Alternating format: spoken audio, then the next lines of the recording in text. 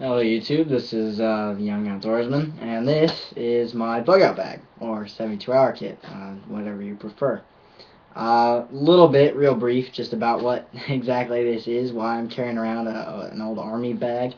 Um, this bug out bag or 72-hour kit is basically designed to get you at least through the first 3 days of any emergency, earthquake, hurricane, zombie apocalypse, whatever that might happen. It's your first kind of first response.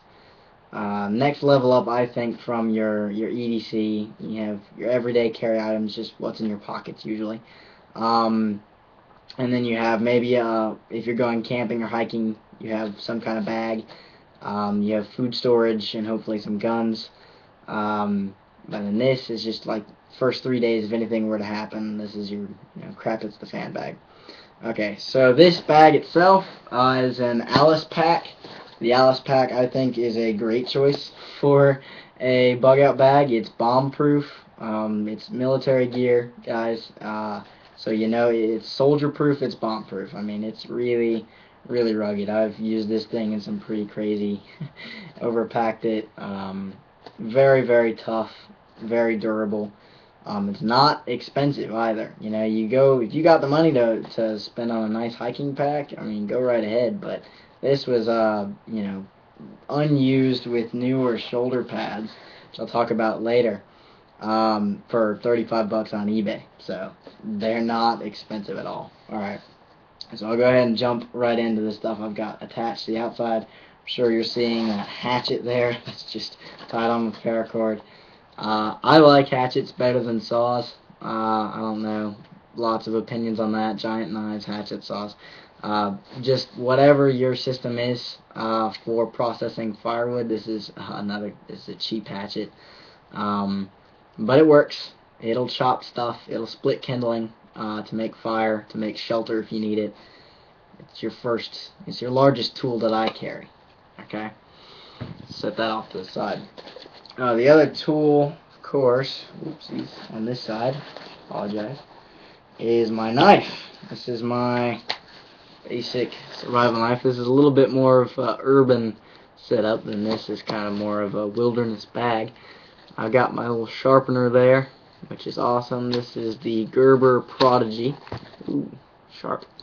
Which is made in USA. You see the Portland, Oregon, USA, hopefully. Maybe, maybe not. Has a glass breaker, serrated edge. I know a lot of you bushcraft guys really probably hate a knife like this, rubber handle and all, kind of combat knife style. But I really like this knife. It's a really, really durable knife. You can see it's had some love, all scratched up, and it is quite sharp. I forgot about that. I nicked myself there, which is the first aid kit in here, so no worries. But a knife, endless uses for a basic cutting tool. It's one of your C's, and we'll go through all of those in this bag, of course, because this is a survival bag. But another tool, toolkit. I don't want to explain too much about all this stuff. Alright, over here is my canteen and cup. Yes, I have a lot of army gear. This thing that doesn't look like it belongs is a little eyedropper full of bleach. If you guys can see that, it is labeled bleach, and it's just an old eyedropper. That is for purifying water. You can purify water with bleach. Just kind of put it in your bottle and let it sit for long enough, switch it around a little, and it will take out some of your contaminants. This is my canteen. I also have a metal canteen cup inside here. That is to boil water, to cook with, to eat out of. I love canteen cups. Canteen cup is a beautiful system. That's a liter of water right there. And it's real durable. It's US gear. This was new, and it was not expensive. Over here I have another canteen pouch. This is all kind of my small gear essentials, what I call anyways. On the outside I have a compass, because this is a mobile system. Basically, if you're in your house, you don't really necessarily need a bag full of gear. But if your house is gone in an emergency, this is a hiking bag so you can get out. You gotta have somewhere to go, and you gotta be able to navigate. So a basic navigation tool like a compass is nice. This is a cheap compass because That's what I can afford. Over here is electrical tape. Electrical tape has a million uses. I use it like duct tape. I use it for first aid. I use it to attach gear. It's just a very, very good multi-use item. You might have seen the little safety pins. Oh, I can't see them. I have a couple of safety pins. I do not have a sewing kit. I have these. This is made for 3 days. This and that is basically how I repair things. I did want to sew. I do have some paracord in here, which we all know we can gut and get into those little inner strands. This is a big hunk of that famous orange paracord. Gotta love it. Do have my nicer flashlight here.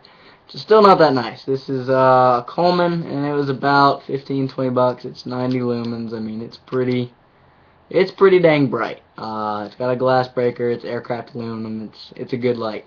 I like it a lot. So it's a good enough light for me. I do have my fire kit in here, and I'll go ahead and go over that with you. This is bicycle inner tube that I've used as kind of rubber bands on this thing. Apparently that's also flammable, but I just use it to keep it shut. On the inside you can see I have a Swedish fire steel right there, and you just make sparks with this thing, you know. Oops, can't really see them. Yeah, there you go. It'll work when wet. It's awesome, great piece of gear. The rest, you can see I have a big lighter in there. I have some cotton balls and a little box of matches. You know, you want as many ways to start fire as possible. That's my little Altoids 10 fire kit. Okay, so that's everything. Oh, it's not. Silly me. I also have my hobo tool. Alright, this is just an eating utensil. It also has a hole punch, a knife, spoon, fork, you know, bottle opener. It comes apart into 2 little things. It's very useful, and you know, I like having a utensil when I eat. I don't like eating with my face, so that's my little small gear kit here. Outside pockets, I'll just start with one. Alright, this is a very important piece of gear. This is my water purification system. I do have, you know, I have 3 ways to purify water. I have the canteen cup and the fire kit over there, so I can boil water. I have the bleach, which can chemically purify water, and this actually has a little filter inside it, and you just put water in and you suck it through the filter and it filters it. So not terribly expensive either. I'll put the links to any of this stuff if you guys are curious. Alright, I got a couple of pairs of big socks. I have combat boots that I would probably wear with this. You know, socks insulate, gotta keep your feet protected. 2 pairs, plus hopefully you're wearing socks. I have a wool hat, just a beanie. I mean, you can see it's gotten some love. It's got holes in it. It works, it keeps your head warm. You lose a lot of body heat through your head, so a nice hat will really help you out. That's all for that pocket. The middle pocket here. Okay, I got some gloves. These things are awesome. I don't even know where they came from. They showed up one day, and they've got little rubber studs. They're fingerless. These will actually keep your hands pretty warm. They're great for snowball fights and you know, biking if your hands get really cold in the morning. That's what I use. So I love those gloves. This is a big garbage bag and wrapped in a little 550 cord. That's kind of my ground mat for any kind of shelter I need to build. That's your first cover C, you know. Alright, and then this is 3 MRE main courses duct taped together. Not the cheapest thing, but I got them camping.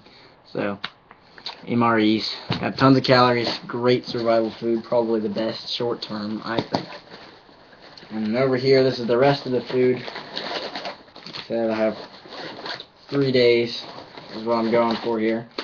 So, here we have an assortment of MRE kind of snacks. We have peanut butter crackers, raisins, some fruit punch, and a couple of fig bars. That's kind of your breakfast. MRE main courses could be your dinners. Then I have 3 cans, the pull tabs of Campbell's chicken noodle soup, because I mean, heck, you don't like Campbell's chicken noodle soup. I don't even know. You're not American, I guess. So, I have those. This thing is shutting off. There we go. Got 3 cans of soup. And that's what I have on the outside. This is a pretty simple kit. I already have it uncinched. The top flap here, I have a very basic first aid kit. You can see that. Not a whole lot to it. Just some, alcohol swabs, some gauze, some, boo-boo treatments. I mostly use, duct tape for first aid, stuff like that. Alright, this is my primary shelter. This is a military poncho with some, of course, paracord wrapped around it. I can make a lot of different kind of shelters with this, and it'll actually keep you surprisingly warm, but most importantly, dry. Gotta be dry to be happy in my book.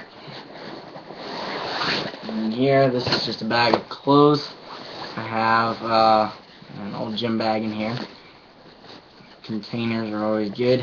I have just boxers, t-shirt, some, what is this, BDU pants, and a sweatshirt just to stay warm because it is winter. And that's it. That is my bug out bag. I do have room in here because it doesn't have a weapon system. So the room, if I want to throw in a couple boxes of shotgun shells, that's a good weapon. Maybe just a ton of 22 ammo. That's really lightweight and I can carry a ton of it. And a little weapons cleaning kit in the top. I've got some extra room in this bag. I will be adding some things, a multi-tool, hopefully a nicer hatchet at some point, and like a couple of space blankets to kind of finish out my shelter. So I hope you enjoyed that video. I did say I was going to talk about these shoulder pads. I got these on eBay, so I didn't have to put them on there. But if you're going to buy an Alice pack, I really recommend you get some with these newer shoulder pads because the old ones suck. Also, make sure you have the kidney pad, and make sure it comes with a frame. The Molly bags are a lot nicer than the old Alice packs, but the Alice packs are cheaper. They still work, and it's still bomb-proof, so I approve of it. Thank you for watching my video. It's much appreciated as always. Have any questions, comments, don't hesitate to tell me. Just leave a comment, like, whatever. Thanks for watching. God be with you till we meet again. And until then, keep your powder dry and your head down. See ya.